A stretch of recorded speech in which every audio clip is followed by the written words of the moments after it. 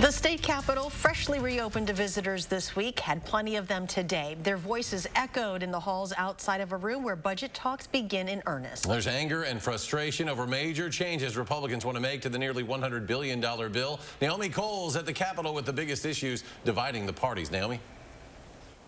Republicans kicked off the process by tossing almost 400 items from the governor's proposal today. That includes highly politicized items like legalizing marijuana, Badger Care expansion, raising minimum wage, and more. This was the scene earlier today outside the Capitol budget room.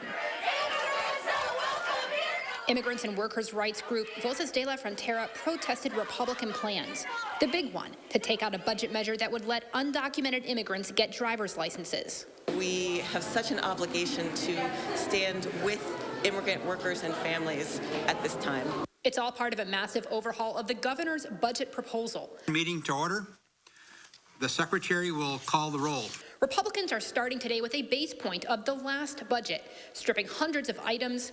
These ideas should be debated as part of the full legislative process. And more than $3 billion from Evers' proposals, which they'll spend weeks building back in. Our budget will be reasonable, responsible, and realistic. Republicans are about to make a generational mistake by saying no to expanding Medicaid. The committee rejected $1.6 billion in Medicaid expansion about 2 hours later. It's going to happen. But when that someday happens, there's not going to be an extra $1 billion that rightfully belongs here in Wisconsin. But there is no problem with access to health insurance. Problem is, we won't put people on government assistance because we see there's a private sector plan available. One major exception to the partisan process, a unanimous proposal clearing the committee. Let's do at least one more. At least one more, okay? Expanding the Mendota Treatment Center to add 50 beds for both boys and girls. This is one of the rules of government that I'm excited to help us get going today.